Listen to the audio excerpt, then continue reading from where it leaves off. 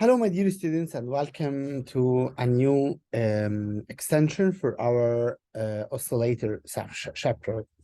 Maybe in the previous chapter, we have discussed together the concept of building an oscillator, forming from an amplifier stage and frequency selective or frequency selection network.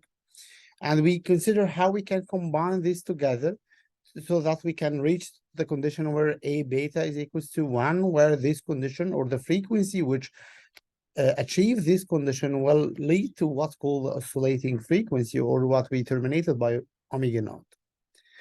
But maybe in the last stage of this of the previous lecture, we have discussed together two types of limitation associated with this network. So let me share the presentation slides again to remember together. I'm sorry. I think we need to make it yes. Okay, so yeah, so I think that's perfect. So this was the circuit we discussed together. I think so, yeah.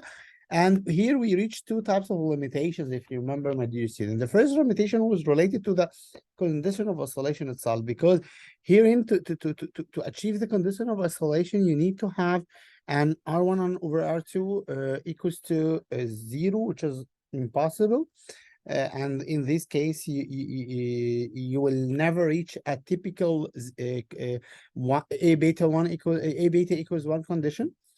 It can be tends to 1 by putting R1 over R2 with a very small value, so that this ratio tends to 1. This was the first limitation. The second limitation was related to the limits of the looping. So we discussed together that based on this circuit, we will make what's called an infinite oscillation. I mean, the amplitude of your signal will start to increase till infinity, or till a DC saturation limits related to the supply of your operational amplifier or whatever. But you don't have any sort of a control to this process. So what we are going to discuss together now is how we can find a solution for these two limitations. First, how we can control the amplitude, the saturation amplitude of an oscillator.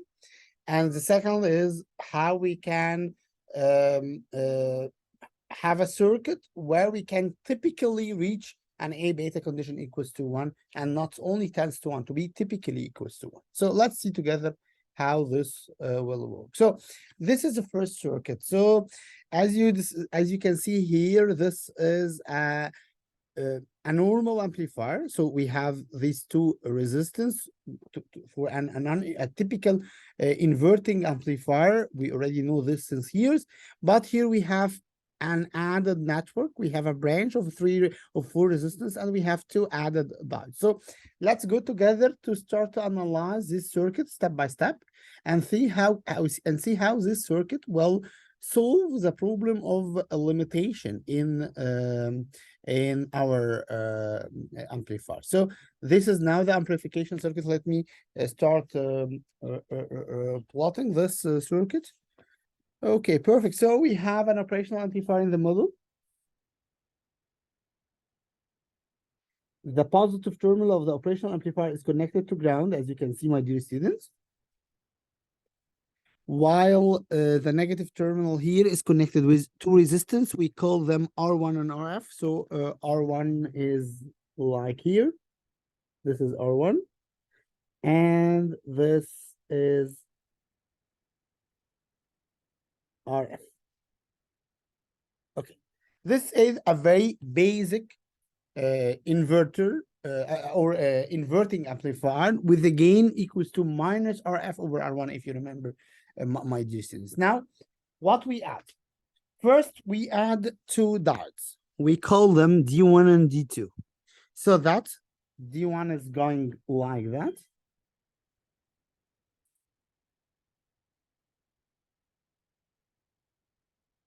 To some point here, and we call this D1.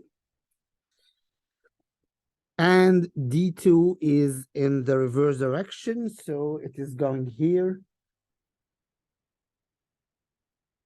to some point, and this is D2. Okay, perfect.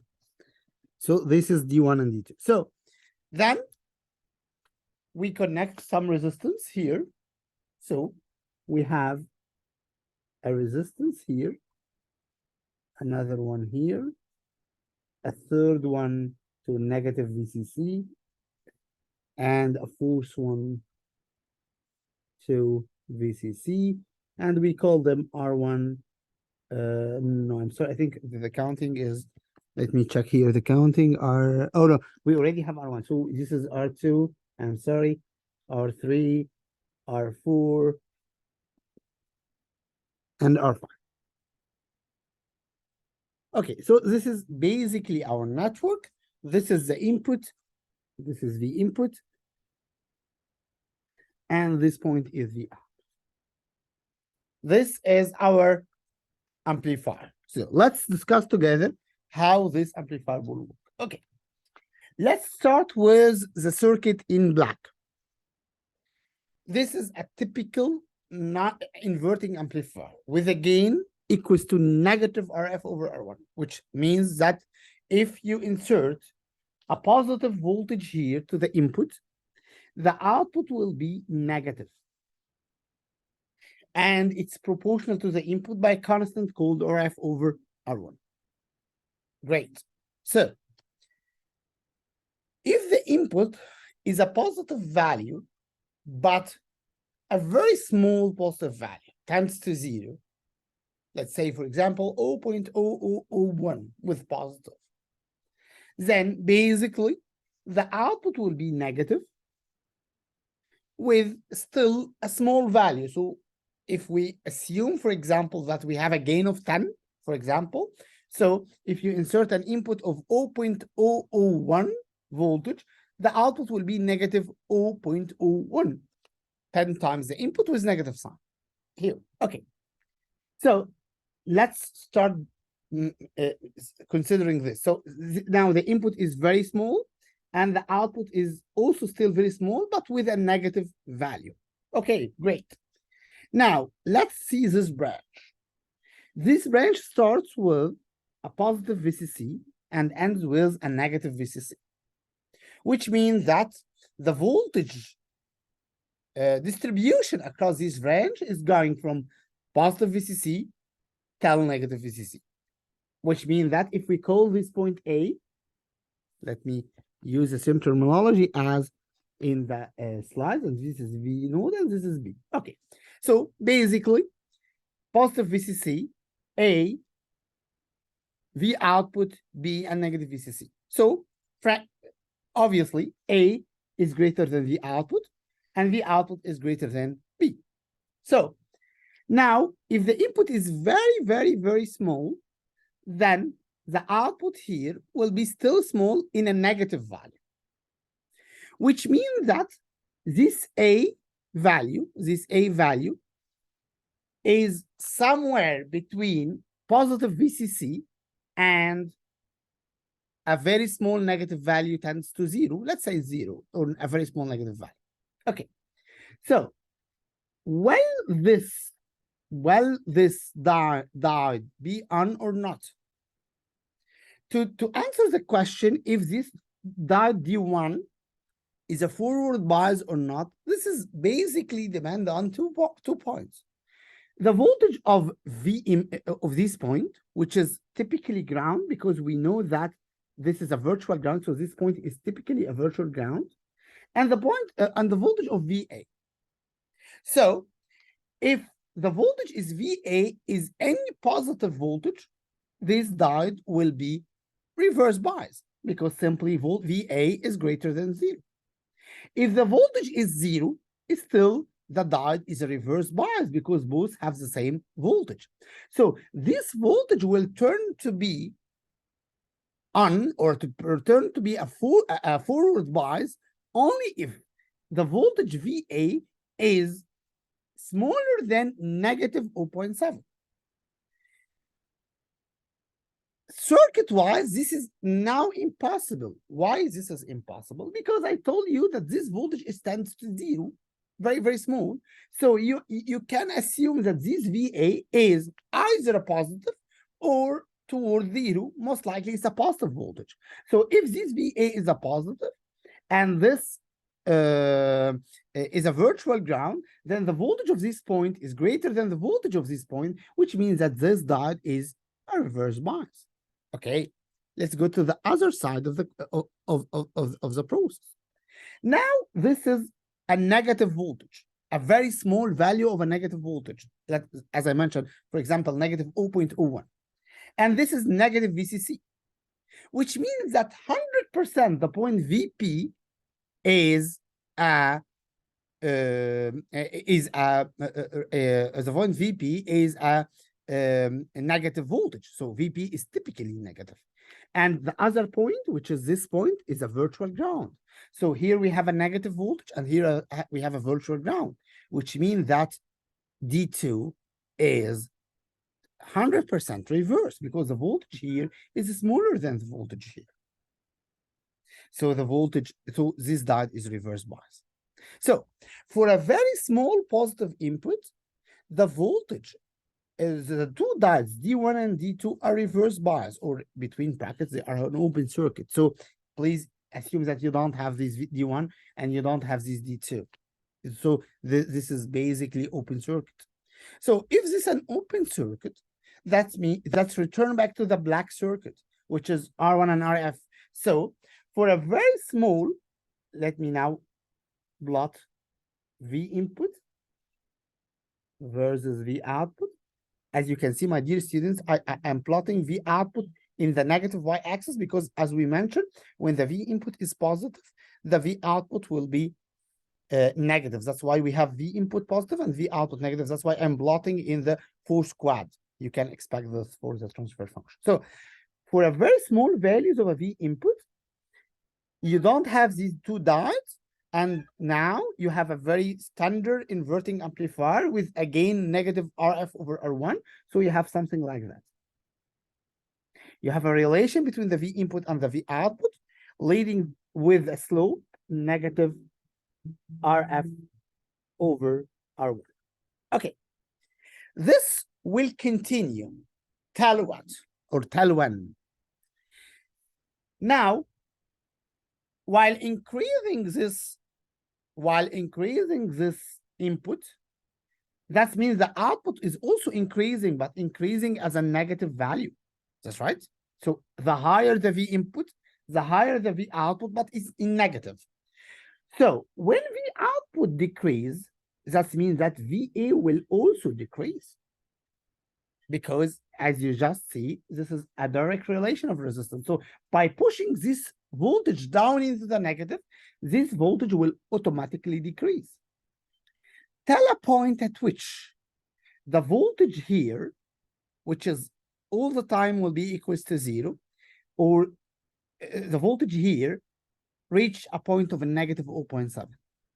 When the voltage here, when the point VA reach a voltage of a negative 0.7, what will happen is typically that this transistor will turn, this diode will turn on, will be a forward bias. When this point reaches a negative 0.7, this diode will turn on, will be a short circuit. So what about the other diode? Now the output is going in negative, going more toward negative, which means that the VP is going more and more toward negative. So in all cases, this D2 will never be on, because you are pushing VP more toward negative, and this is remain to be zero, which means that it's a totally reverse bias. So in this case, there is a possibility to make a D1 forward bias when the point VA reach an negative 0.7 voltage. When this reach a negative 0.7 with a virtual ground in the other terminal, then this diode turn on. When this diode turn on, my dear students, this is simply mean you will replace this diode by a short circuit. Just take care now, my students. Now, assume that this D1 is a short circuit. So you will find here a short circuit connecting these 2 points, as you can see. And now this is another common point. So here in RF and R3 becomes 2 parallel resistance. That's right. Because again, This is the first terminal of RF. It's connected with a short circuit because this diode is a forward bias. So it's connected with a short circuit to this point, and the other 2 points are already connected. So RF and R3 are parallel. So when this diode turn on, when this diode turn to be a forward bias or a short circuit, now your feedback network connecting the output to the input is of RF parallel with R3. So in this case, my dear students, the gain becomes RF parallel over R3, sorry, RF parallel to R3 over R1. So now you will get something like that. Now the gain is RF parallel to R3 over R1. So why I make it like that? Why I assume that the slope here is lower than the slope here? This is very basic, because as you know from circuits, whenever you make a two resistance, whenever you make two resistance in a parallel combination, the equivalent is smaller than the smallest one. So the equivalent of two parallel resistance is smaller than the smallest value of each of the two. So basically, if you intend to make the value of R1 equals to the value of RF over R3, RF parallel to the R3, so you make R1 equals to RF parallel to the R3, then in this case, you have a gain equals to 1. So you will have what's called a saturated gain. Let's see this more in our slides. Okay, so let's see it here. As you can see here. So when I have a positive V input, I have a negative V output with a gain equals to RF over R1. Till I reach a point. Again, what is this point? This point is the point at which VA is equals to negative 0.7. So this diode D1 turns on and becomes a short circuit. When this diode turns on and becomes a short circuit, then what happens is you will have RF parallel to R3, and then your equivalent gain becomes RF parallel to R3 over R1. If you manage to have RF parallel to RF parallel to R3 over R1 equals to 1, or in other words, you make R1 equals RF parallel to R3, then the gain in this stage is equals to 1. And then your gain is saturated gain and not an infinite gain. You can have a typically reverse process here, starting with a gain equals to RF over R1, till a point at which VP is equals to positive 0.7. When VP is equals to positive 0.7, then this will turn to be a short circuit. When this turns to be a short circuit, then you are connecting RF and R4 in parallel. And of course, now D1 is an open circuit. So you will have a new gain, which is RF parallel to R4 over R1. And again, you can manage to make it equals to 1 to make a saturated gain. So this is one of the very famous circuits where you can use to manage or to implement a nonlinear amplitude control. So in the beginning of the cycle, in the beginning of the oscillation, your input will be amplified with a factor equals to RF over R1 till you reach a desired value. When you reach this desired value, what will happen is simply your gain will be saturated with the value tends to 1. So your amplitude will not increase again, and you will have a constant, gain. Maybe you can ask a question, why here in the reference, they intend to have it not typically equal 1 with some sort of saturate of a gain. Still we have a gain, but this gain is relatively small with respect to the gain in the linear, in the principal linear region. This is a very important point in electronic design, because if you remember, my dear students, this network, this amplifier network is connected to another frequency selective network. And principally, the frequency selective network is still a resistive network, which causes some sort of a losses to the signal. I mean, the input and the output are not identical. The output should be relatively smaller than the input. So to compensate the losses in your frequency selective network, you can compensate these losses in the amplifying stage, so that you can, what you lose in the amplifying in the beta network, what you lose in the frequency selection network, you will gain in the amplifier network, and so on. Maybe we will keep this design tricks to next courses dealing with selected topics in advanced electronic analog electronic design. But this is one of the very tricky points in oscillator designs, not to add this to be identically equals to one, maybe to be relatively higher than one. This will be discussed maybe in next courses or something like that. Okay, so this is the solution for the first limitation related to the control, let me say, the control of the amplitude of oscillation. Now you can control the amplitude of oscillation with a certain limit. Here we call it L plus and N minus, which represents the higher positive limit and the lower negative limit for your oscillating circuit.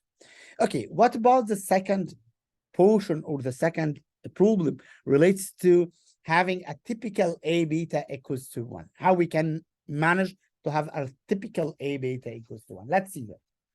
Okay, so now we are going to discuss a new circuit, which is this one. Again, if you remember the previous lecture, this is typically the same as what we did in the previous lecture. So, but by monitoring here, you will find that we have two networks. We have an amplifying network, a very typical non-inverting amplifier with the R2 over R1 gain in positive, or sorry, 1 plus R2 over R1, because this is a non-inverting amplifier. And we have a beta selecting network here, which is RC parallel and RC in series and RC in parallel. So let's see together the A beta and the A network, the A beta network. We multiply A times beta, and we act to have A times beta equals to 1, which is typically the same as we did in, if you remember 2 slides ago. Yeah, this is typically as we did here, but with different beta networks. So let's see how we will manage this network. Okay, that's great. So first, let's start with analyzing each network independently. So let's start. I think that the amplification network, or the A network, is very straightforward. Here we have a positive and negative. We have R1 to ground and R2 as a feedback. And here's the input. So this is a very standard non-inverting network with a gain. I think all of you know that the gain here is 1 plus R2 over R1. So this is a very straightforward. Let's go to the next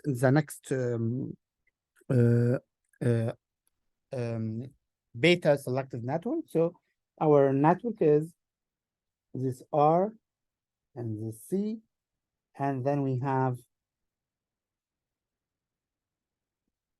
another R and C here in parallel. So it's a second order filter with R and RC components here, as you can see. So now what we are going to do is that we're going to consider the beta of S, or the beta of J omega.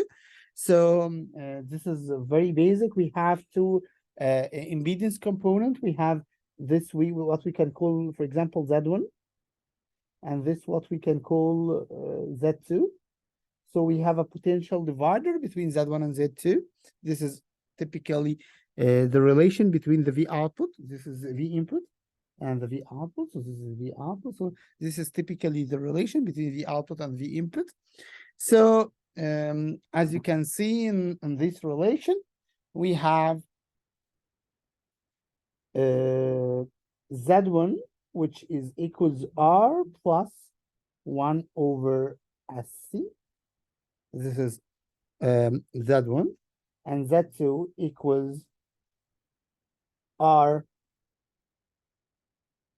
Z2 is equals it's better. Usually we calculate y2 first. So y2 is 1 over r plus sc, and then z2 is 1 over r plus sc, or what we can do is just multiplying by r in the numerator and the denominator, so we will get r over 1 plus src. I think I'm right. Okay, so we have Z2 and we have Z1. So typically we can say that the output equals Z2 over Z2 plus Z1 times the input. So we can say here that it's equal, the output equal R over 1 plus SRC over R over 1 plus SRC, between brackets just to avoid any confusion, plus Z1, which is R plus 1 over SC. So just to simplify this, so the output over the input equals, we will have R on the denominator and another R on the denominator. Then we have, we will multiply here 1 plus SRC times R gives R plus R plus S R square C. This is the first term, and then 1 plus 1 over SC. That's right. Plus another R. I think so. So here, 1 over SC plus another R. Yeah, I think this is correct. I'm sorry. Yeah, I think this is correct. Okay, so as you can see, we have 1, 2, 3 R's with R in the denominator, so it will be 1 plus 3, or 1 over 3 plus, and here we will have SRC, and here we will have R over SC. Finally, you can multiply by SC in numerator and denominator.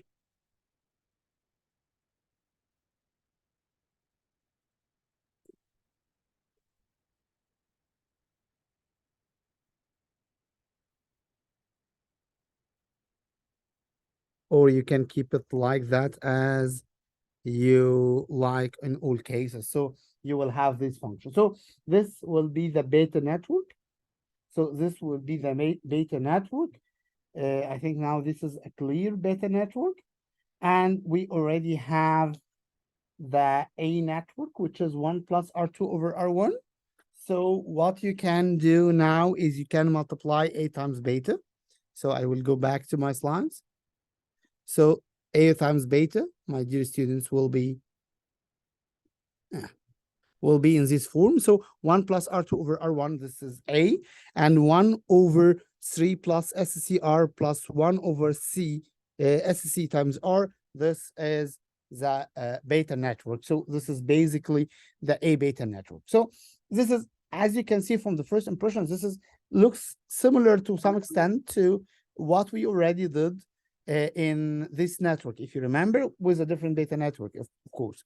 So here you got this L of S or A beta. You know that L is A times beta. So this is L of S. You can make it in terms of J omega by simply substituting each S by J omega. So you will get a term like that. Okay, so simply how we can reach a term or a value at which this L is equals to 1, or what is the value for omega to make L equals to 1. So typically to make so, first of all, you have to think in a very a quantitative manner. So this is simply a complex function due to the existence of these two terms. So basically, to make it or to transfer it from being a complex to a relatively or a purely a real function, simply what you can make is to get rid of this term. I mean, to make j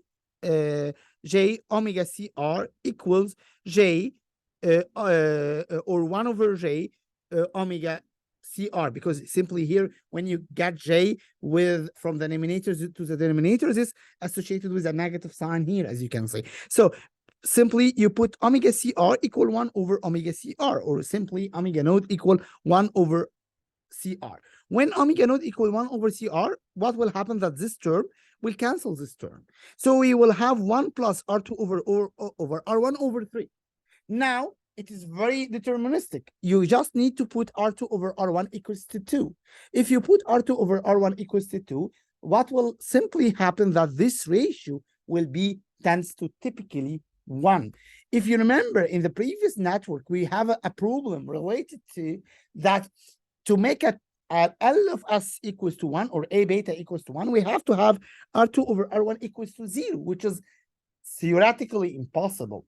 So this is the main difference between this network and this network. Now, what you need is to make R2 over R1 equals to 2, which is very doable by just putting R2 double to R1, then you get R2 over R1 equals to 2, and then this term will be typically equal 3, or A beta will be typically equals to 1, and this is the desired value for your A beta network. So this is the modification. So now we have two solutions for our two problems.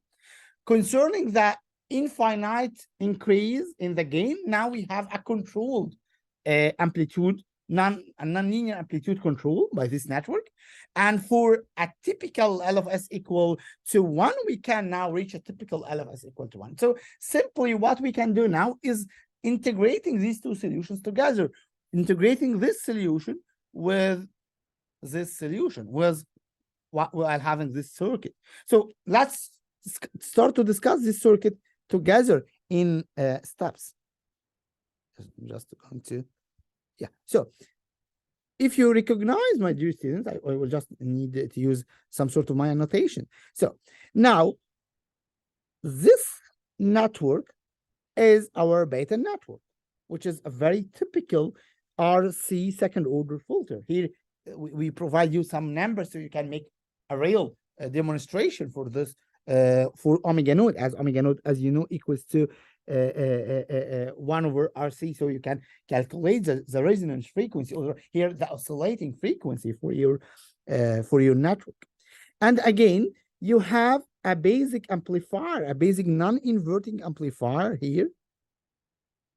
I'm sorry, maybe I can put it, or I can make it better. So this is a basic amplifier with two resistance, and as you can see, R2 is nearly double R1 to make this R2 over R1 is nearly equals to 1, equals to 2. And finally, this is the two diodes and the four resistance we already consider, my dear students, so that you can control your gain when this VA equals to 0.7 or VP equals to negative 0.7, this the vice, when VA equal negative 0.7 or VB equal 0.7, then your gain will saturate. So this is typically the circuit. It's an integration of three components. We have the purple square or rectangle representing the beta network. We have a very traditional non-inverting amplifier with a certain gain, and this gain is controlled with our nonlinear controller, as you can see. So this is one of the typical circuits that can be used to implement an oscillator, and you can analyze this circuit as we discussed together in order to ensure that this circuit will have an A beta equals to 1, and this circuit will be relatively working with a relatively limited gain with some limited factors. Maybe one of the questions actually, there is 2 questions to be mentioned here. I will keep it for you as an open question. Why here we choose a resistance which is slightly more than the double. The double is typically 20K, but we choose 20.3. And what about the limited gain, if you remember, my dear students? So we mentioned again that here when the gain will saturate. So just need to, okay, sorry. Yes, now, so when the gain will saturate, what about the saturated gain? And what is the typical value of the saturated gain? You can measure this, or you can calculate this, because simply when you make this a 20K parallel to the 1K, and then the gain will be 1 plus 20K parallel to 1K over 10K. So you can detect that this is a slightly higher than 1, because 20K parallel to 1K will give about 0.9K over 10, which will be 0.09. So it will be 1 plus 0.09, which is 1.09 gain, which is relatively greater than 1, with a very incremental value due to the losses in the beta network, as I just mentioned in a previous lecture. So this is another example, another valid example for this process. Maybe in the final section of this lecture, inshallah, in the next week, bismillah, we are going to demonstrate another 2 topologies in order to make the same circuit or the same oscillator. These are the 2 topologies. Again, here we still have a filter. We still have the same typical RC filter. So we did not change the beta network, but we just changed the architecture of our amplifier. And a third circuit, which is a very interesting one, where we have a very standard non-inverting amplifier, but we introduce the control in the beta network. So the trick here, that is the control, the amplitude control is in the beta network, not in the amplifier network. This will be discussed in the next week, inshallah, in the final week of this module, inshallah. Thank you very much for your concentration, my dear students, and looking forward to our final lecture in this module. Thank you very much, and see you later on.